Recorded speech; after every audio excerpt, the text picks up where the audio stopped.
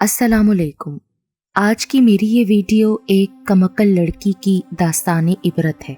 Video शुरू होने से पहले मेरे YouTube channel Urdu centre plus को सब्सक्राइब करके बेल नोटिफिकेशन को ऑन कर दें ताकि आपको मिलती रहें तमाम चैनल अपडेट्स। आप मेरी वीडियोस को ज़्यादा से ज़्यादा शेयर कर सकते हैं। अब आप मुझे ट्विटर, फेसबुक और इंस्टाग्राम पे भी फॉलो कर सकते हैं। अरे, नीलम बाई का मुजरा देखने नहीं जाना क्या? टाइम हो गया है। मुजरा तो स्टार्ट हो गया होगा और तुम लोग बड़े आराम से बैठे हो। चलो उठो, जल्दी करो। जाजिब के तीनों दोस्त अहमर, हफीज़ और ताहिर उठ खड़े हुए। हफीज़ कहने लगा, यार नीलम बाई तो बड़े गज़ब की चीज़ है। हाय जालिम की क्या अदाएं हैं। जब वो पतली नाजुक कमर मटकाती है ना, माथे पर हाथ रखकर सलाम करती है, जब वो झील जैसी गहरी आंखें घुमाती है तो मैं अपना हाथ सीने पर रख लेता हूँ। काश एक रात के लिए उसकी बुकिंग हो जाए, फिर तो मज़े ही मज़े।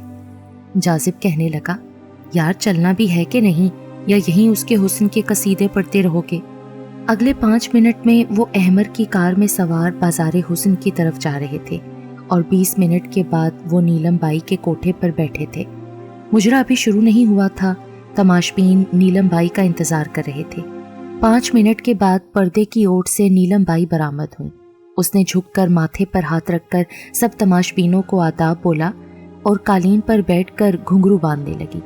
तमाम साजिंदे, तबला बजाने वाला, हारमोनियम, सारंगी बजाने वाला मुस्तैद बैठे थे। जैसे ही नीलम बाई घुंघरू बांध कर खड़ी हुई तो तमाम साजीने बज उठे और नीलम बाई ने नाचना शुरू कर दिया। तमाशबीन उसकी हर अदा पर मिटे जा रहे थे और उस पर नोट फेंक रहे थे।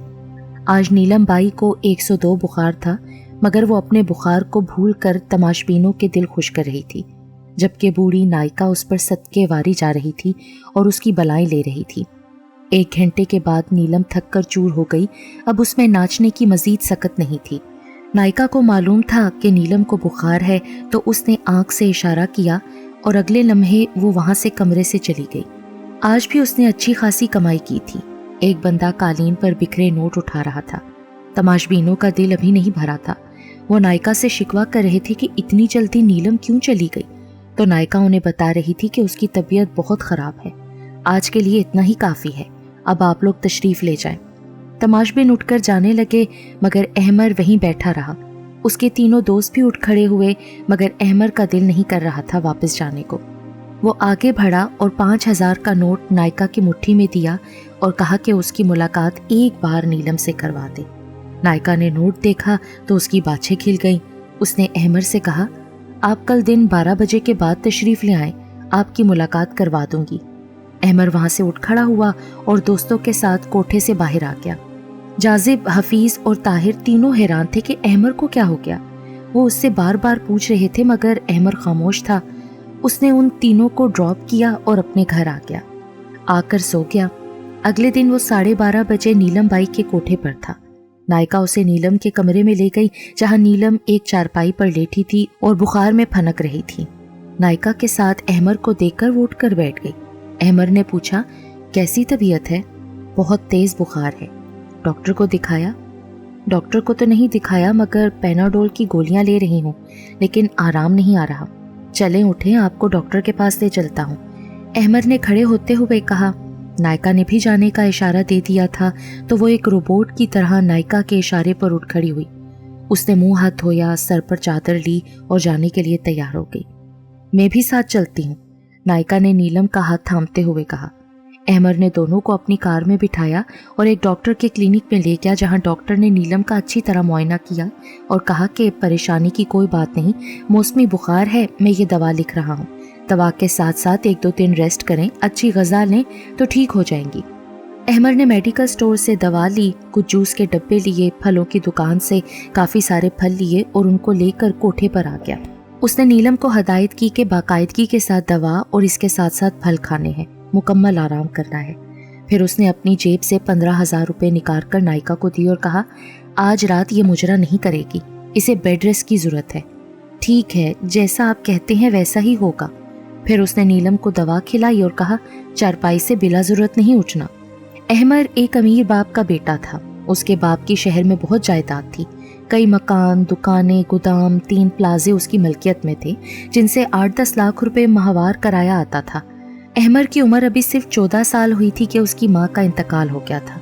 जब तक उसकी माँ जिंदा थी वो बाकायदगी से स्कूल और मस्जिद में 5 वक्त की नमाज के साथ साथ कुरान पाक का सपारा पढ़ने जाया करता था।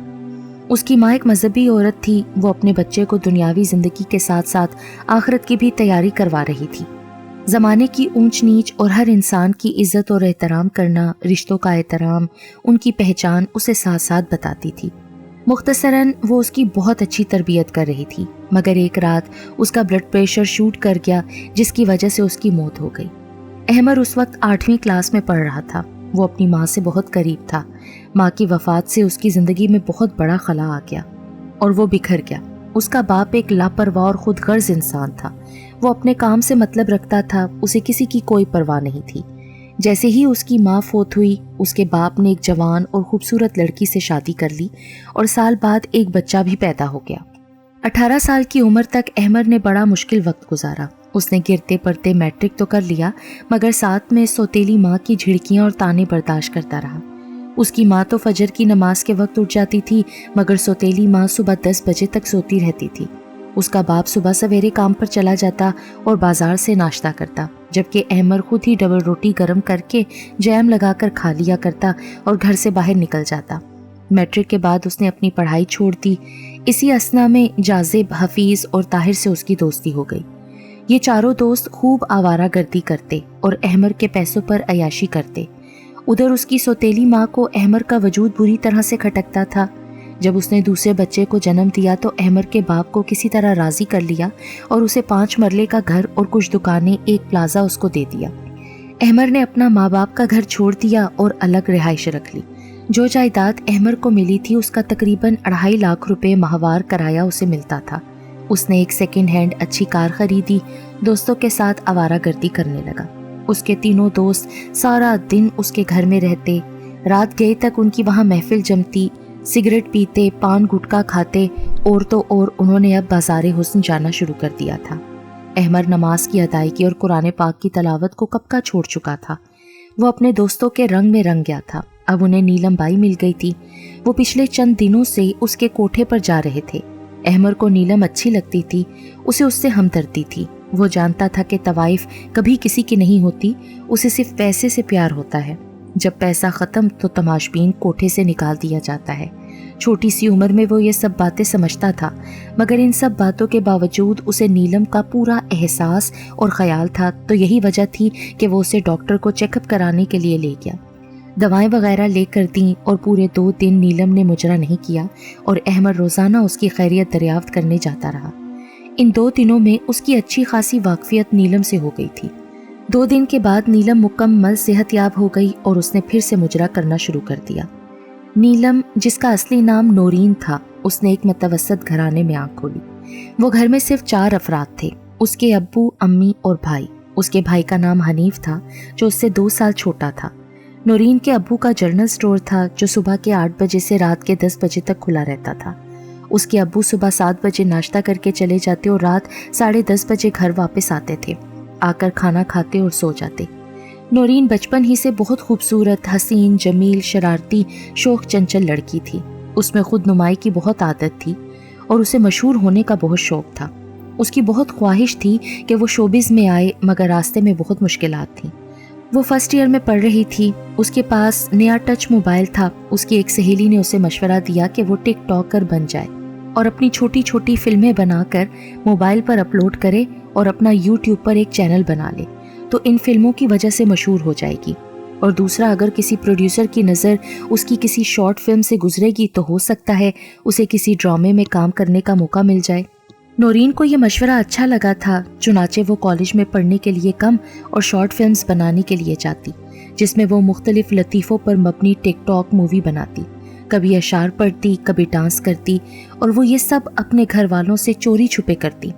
अब वो किसी प्रोड्यूसर की नज़र में तो ना आई, मगर अपने हलके के MNA के बेटे चौधरी परवेज़ की नज़रों में आ गई।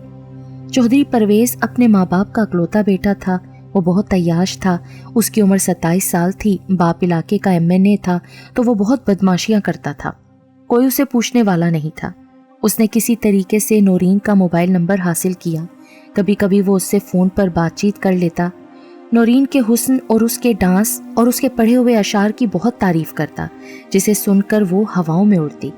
नौरीन ने जब ये सुना कि चौधरी परवेज़ MNA का बेटा है तो उसे ख्याल आया कि वो बाअसर इंसान है, हो सकता है वो उसे किसी टीवी ड्रामे में काम दिलवा दे।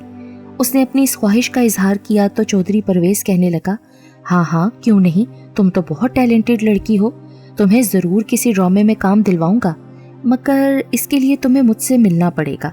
फिर मैं तुम्हारी मुलाकात किसी प्रोड्यूसर से करवा दूंगा और उसे कह भी दूंगा। चुनाचे नौरीन ने चौधरी परवेज़ से जल्द मिलने का वादा कर लिया और आखिर वो दिन आ ही गया जिस रोज़ नौरीन और चौधरी परवेज़ की मुलाकात एक रेस्टोरेंट में हुई। चौधरी परवेज़ ने पुरतकल्लुफ़ खाने के साथ साथ बहुत सारे तोहफे, जिनमें कीमती कपड़े, परफ्यूम्स, मेकअप किट, हैंडबैग, गरम चादर शामिल थी, नौरीन को दिए। उसके हुस्न और सरापे की दिल खोल कर तारीफ़ की और वादा किया कि अगली मुलाकात में वो उसे प्रोड्यूसर से ज़रूर मिलवा देगा। नौरीन खुशी खुशी घर लौट आई। वो पगली क्या जाने, बकरे को कुर्बान करने से पहले उसकी खूब खिदमत की जाती है, खिलाया पिलाया जाता है, नहलाया धुलाया जाता है, फिराया टुराया जाता है और फिर आखिर कुर्बान कर दिया जाता है। नौरीन भी कुर्बान होने जा रही थी, मगर वो अपनी कुर्बानी से लाइल्म थी। वो तो अपने हालात में मगन थी और मशहूर होना चाहती थी। यही उसका ख्वाब था जिसकी तकमील वो चौधरी परवेज़ से चाहती थी, मगर चौधरी परवेज़ एक काया, चालाक, मक्कार और अयार नौजवान था। वो कई कलियों का रस चूस चुका था, हविस परस्त इंसान था और उसकी हविस का शिकार कई लड़कियां अपनी किस्मत को कोस रही थीं। इन्हीं में नौरीन भी शामिल होने जा रही थी। चौधरी परवेज़ का कोई भी जानने वाला प्रोड्यूसर नहीं था। वो तो उसने नौरीन को फांसने के लिए सिर्फ चारा डाला था। एक हफ्ते बाद नौरीन की मुलाकात दोबारा चौधरी परवेज़ के फार्म हाउस में उससे हुई। उसने नौरीन से कहा कि उसकी बात प्रोड्यूसर से हो गई है, वो थोड़ी देर में यहाँ आ रहा है। उसने चिकनी चुपड़ी बातों से नौरीन का खूब दिल बहलाया, उसकी इज्जत तार तार की। ना सिर्फ खुद बल्कि उसके दोस्तों ने भी इसी बहती गंगा में खूब हाथ धोए। चौधरी परवेज़ ने अपने एक दोस्त के साथ नौरीन की एक फ़िल्म भी बना ली और उसी फिल्म के बलबूते पर वो नौरीन को ब्लैकमेल करने लगा। नौरीन उनके हाथों में खिलौना बनी हुई थी। उसने किसी भी प्रोड्यूसर से नौरीन की मुलाकात नहीं करवाई। हकीकत ये थी कि कोई प्रोड्यूसर था ही नहीं। वो जब चाहता नौरीन को अपने फार्म हाउस पर बुला लेता और चौधरी परवेज़ और उसके दोस्त उससे खूब दिल बहलाते। नौरीन उनके दरमियान बुरी तरीके से फंस चुकी थी। वो इस दलदल से निकलना चाहती थी, मगर वो हर रोज़ उसमें धंसती जा रही थी। एक दिन उसके अब्बू की तबीयत बहुत ख़राब थी। उस रोज़ उन्होंने अपना जनरल स्टोर ना खोला। वो घर पर ही थे। उसका भाई भी आज घर पर था। नौरीन को चौधरी परवेज़ ने कॉल करके अपने फार्म हाउस पहुंचने का कहा, मगर उसने बताया कि वो नहीं आ सकती क्योंकि उसके अब्बू और भाई घर पर है। इतना कहकर उसने मोबाइल ऑफ कर दिया। चौधरी परवेज़ को बहुत गुस्सा आया तो उसने नौरीन की फ़िल्म सोशल मीडिया पर वायरल कर दी। हर जगह उसकी फ़िल्म के चर्चे होने लगे। कुछ लोग तौबा तौबा करने लगे और ज़्यादा लोग तो उससे चस्के लेने लगे। किसी तरीके से वो फिल्म नौरीन के भाई हनीफ तक भी पहुंच गई, जिसे देखकर वो गुस्से से तिलमिला उठा। वो अपने घर नहीं गया। उसने उस फिल्म की तहकीक की तो उसे पता चला कि इसके पीछे चौधरी परवेज़ है और सारी कारिस्तानी उसी की है। उसने बाजार से एक तेज धार खंजर लिया, उसे अपने कपड़ों में छुपाया। अब चौधरी परवेज़ की मौत आई हुई थी। कहते हैं कि जब गीदड़ की शामत आती है तो वो शहर की तरफ रुख करता है। चौधरी परवेज़ की मौत उसे बाजार की तरफ ले आई जहां हनीफ मौजूद था। चौधरी परवेज़ जैसे ही गाड़ी से उतरा तो उसे देखकर हनीफ का खून खोल उठा। वो गुस्से से दौड़कर उसकी तरफ गया और आओ देखा ना ताओ जाते ही उस पर हमला आवर हो गया। खंजर के वार सीधे उसकी गर्दन पर किए, जिससे उसकी शहरक कट गई और वो ज़मीन पर गिरकर तड़पने लगा। चौधरी परवेज़ के साथी लपक कर उसके पास आए, मगर देर हो चुकी थी। खून के फवारे छूटे हुए थे और वो हाथ पांव हिला रहा था। चौधरी परवेज़ के साथियों ने हनीफ को पकड़ लिया। एक ने एम्बुलेंस, दूसरे ने पुलिस को कॉल कर दी, मगर एम्बुलेंस के पहुंचने तक चौधरी परवेज़ ठंडा हो चुका था। उन्होंने उसकी लाश को एम्बुलेंस में डाला, अस्पताल ले गए। पुलिस भी आ गई और हनीफ को गिरफ्तार करके पुलिस स्टेशन ले गई।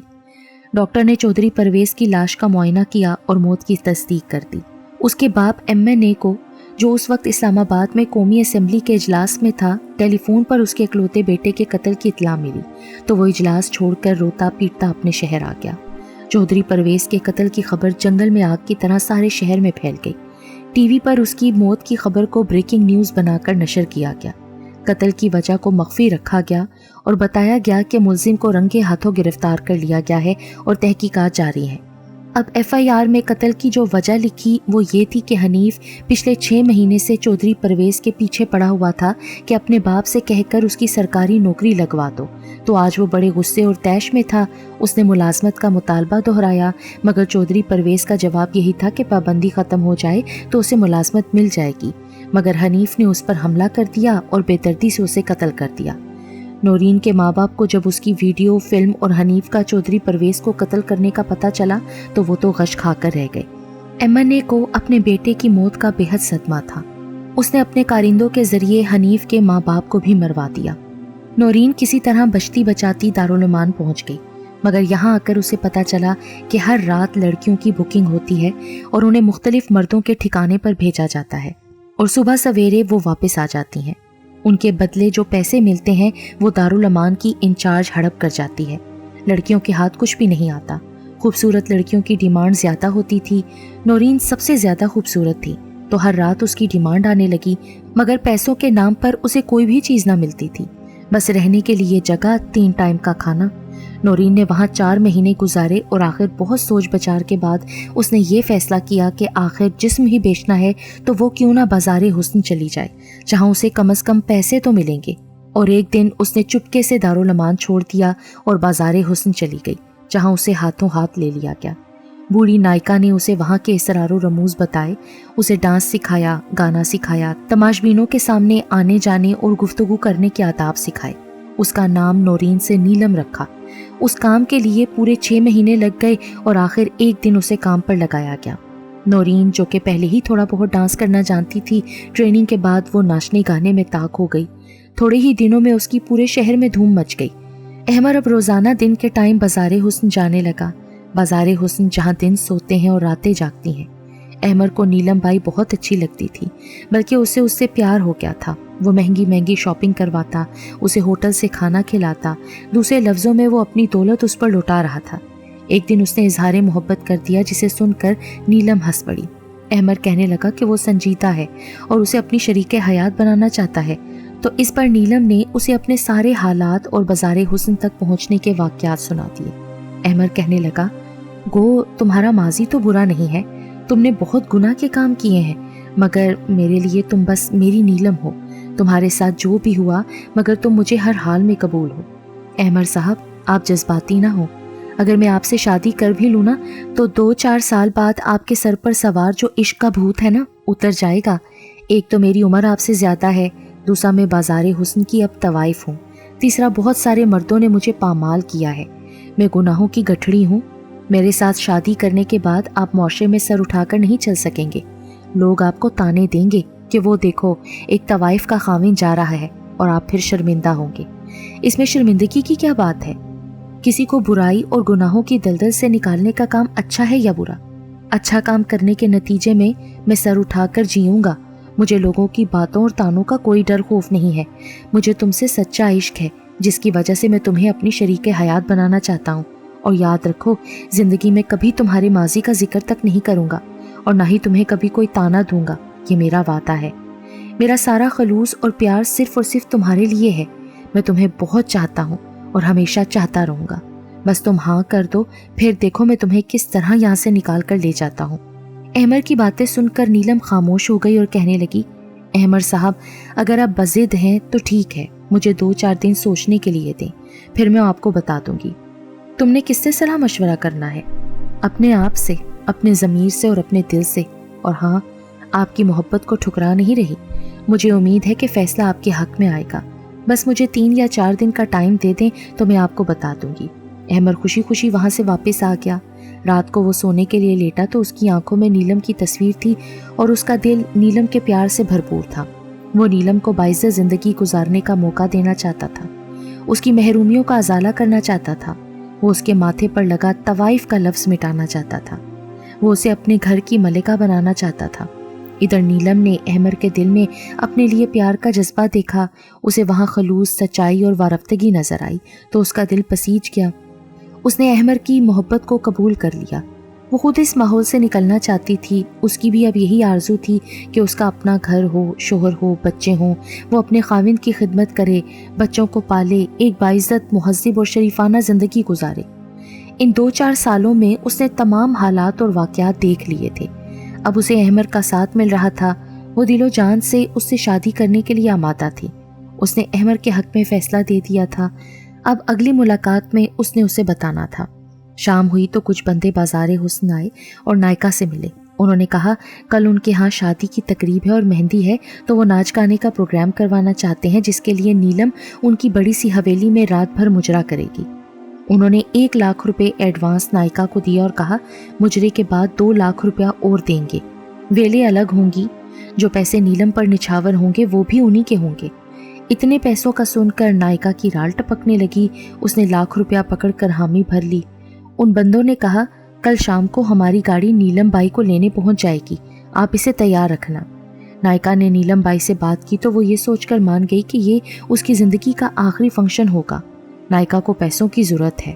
فنکشن سے اگلے دن اس نے بازار حسن کو ہمیشہ کے لیے خیر آباد کہہ دینا تھا اور چپکے سے احمر سے نکاح کر کے ایک نئی زندگی کا آغاز کرنا تھا۔ احمر اپنے تینوں دوستوں سے دور ہو چکا تھا۔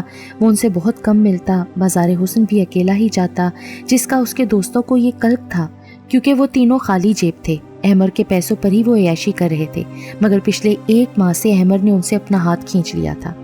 احمر کے دوستوں کو پتہ چل گیا تھا کہ وہ نیلم کے عشق میں مبتلا ہے۔ وہ تینوں اندر ہی اندر جل بھن رہے تھے اور ایک دن احمر کے والد کے پاس جا پہنچے، اسے سارا ماجرا کہہ سنایا۔ احمر اپنی دولت نیلم بائی پر نچھاور کر رہا ہے اور ان قریب اس سے شادی بھی کر رہا ہے۔ جناب، آپ اس شہر کی معزز اور شریف ہستی ہیں۔ احمر آپ کے خاندان کی عزت کو داؤ پر لگانا چاہتا ہے، تو آپ اپنی عزت کو بچا لیں۔ اپنے بیٹے کے دوستوں کی باتیں سن کر اس کی غیرت کو جوش آیا اور وہ احمر کو ملنے اس کے گھر پہنچ گیا اور جا کر اس سے پوچھا میں یہ کیا سن رہا ہوں احمر؟ ہاں ابو، یہ بات درست ہے۔ میں نیلم سے پیار کرتا ہوں اور اسے اپنی بیوی بنانا چاہتا ہوں۔ یہ بات سن کر اس کا باپ طیش میں آ گیا اور کہنے لگا اچھا، تو تم ایک طوائف کو میری بہو بنانے جا رہے ہو؟ میں ایسا ہرگز نہیں ہونے دوں گا۔ وہ خاندانی طوائف نہیں ہے ابو، ایک شریف گھرانے کی بیٹی ہے۔ اس کے حالات ہی ایسے ہو گئے تھے کہ وہ بازار حسن پہنچ گئی۔ اب وہ شریفانہ زندگی گزارنا چاہتی ہے تو میں ہر حال میں اس سے شادی کروں گا، اور میں شادی کا وعدہ کر چکا ہوں۔ احمر کے باپ نے اس سے بہت تکرار کی، مگر وہ ٹس سے مس نہ ہوا اور اپنی ضد پر اڑا رہا کہ وہ شادی کرے گا تو صرف اور صرف نیلم سے، ورنہ وہ کسی سے شادی نہیں کرے گا۔ اپنے بیٹے کا اٹل ارادہ دیکھ کر باپ کہنے لگا کہ وہ اسے اپنی تمام منقولہ اور غیر منقولہ جائیداد سے آگ کرتا ہے۔ اب اسے 1 روپیہ بھی نہیں ملے گا۔ کل تک وہ یہ گھر بھی چھوڑ دے۔ میں صبح اخبار میں آگ نامے کا اشتہار بھی چھپوا دوں گا۔ اب اسے میری جائیداد سے 1 پائی نہیں ملے گی۔ اتنا کہہ کر اس کا باپ غصے سے پاؤں پر تختہ وہاں سے چلا گیا۔ احمر نے سوچا وہ اپنی گاڑی بیچ کر کوئی چھوٹا موٹا کام کر لے گا، مگر اپنے باپ سے بھیک نہیں مانگے گا۔ اگلے دن نیلم خوب بن ٹھن کر تیار ہوئی، بہترین سوٹ پہنا۔ آج وہ آسمان سے اتری ہوئی کوئی حور لگ رہی تھی۔ وہ رات کے 10 بجے شادی والے گھر پہنچ گئی۔ سب لوگ اسے دیکھتے ہی رہ گئے۔ تھوڑی دیر کے بعد میوزک بجنے لگا اور وہ تھرکنے لگی۔ 400-500 سے زیادہ تماشائی تھے اور ہر بندہ اس پر فدا ہو رہا تھا۔ وہ ناچ رہی تھی اور بہترین رقص پیش کر رہی تھی۔ تماشائی اس پر نوٹوں کی برسات کر رہے تھے۔ زمین پر ہر جگہ نوٹ بکھرے پڑے تھے۔ وہ اپنی دھن میں اپنے فن کا مظاہرہ کر رہی تھی۔ اسی رقص و سرور کی محفل میں کچھ منچلوں نے شراب پینی شروع کر دی تھی اور نشے میں بدمست ہو کر اس کے ساتھ ناچنا شروع کر دیا۔ ناچتے ناچتے ایک جوان نے نیلم کو پکڑ لیا اور زبردستی کرنے لگا۔ نیلم نے اپنے آپ کو چھڑانے کی بہت کوشش کی، بہت ہاتھ پاؤں مارے، مگر اس نوجوان کی گرفت بہت مضبوط تھی۔ ہر طرف شور و غل تھا۔ اپنی اپنی بساط کے مطابق ہر بندہ اپنا حصہ ڈال رہا تھا، کوئی انہیں روکنے والا نہیں تھا۔ پورا گھنٹہ ابلیس رقص کرتا رہا اور نیلم پامال ہوتی رہی۔ وہ بیچاری دم سادھے سمٹی اپنے جسم کو ان بھیڑیوں سے بچانے کی کوشش کرتی رہی، مگر بے سود۔ وہ تعداد میں بہت زیادہ تھے اور وہ اکیلی ایک نرم و نازک لڑکی تھی۔ آخر وہ بے ہوش ہو گئی۔ لوگ اس کے ساتھ درندگی کا مظاہرہ کرتے رہے۔ وہ کتوں کے غول میں پڑی رہی جو اس کے جسم کی بوٹیاں نوچتے رہے، اور اسی حالت میں آخر کار اس کی موت واقع ہو گئی۔ अहमर ने अपना घर छोड़ दिया, सीधा बाजारे हुस्न गया। वहां उसे पता चला कि नीलम शादी के एक फंक्शन में परफॉर्म करने गई है। उसने शादी वाले घर का एड्रेस पूछा और वहां पहुंच गया। लोगों का एक हजूम था और पुलिस वहां आई हुई थी और वो लोगों से पूछगछ कर रही थी। पिंडाल के दरमियान में नीलम की निचड़ी हुई और रोंधी हुई जख्म खोरदा बेलिबास लाश पड़ी थी। उसका पूरा जिस्म जख्मों से भरा पड़ा था और कई जगहों पर खून जमा हुआ था। अहमर गुमसुम खड़ा वहां लाश को देखे जा रहा था। उसकी आंखों से आंसू रवा थे। अपनी मोहब्बत का ये हाल देखकर, उसकी उधड़ी हुई लाश देखकर वो अपने हवास खो बैठा। एक तो उसके बाप ने उसे अपनी सारी जायदाद से आग कर दिया था और जिसके लिए आग किया था वो बेचारी बेबसी की मौत मर गई थी। अहमर पागल हो गया।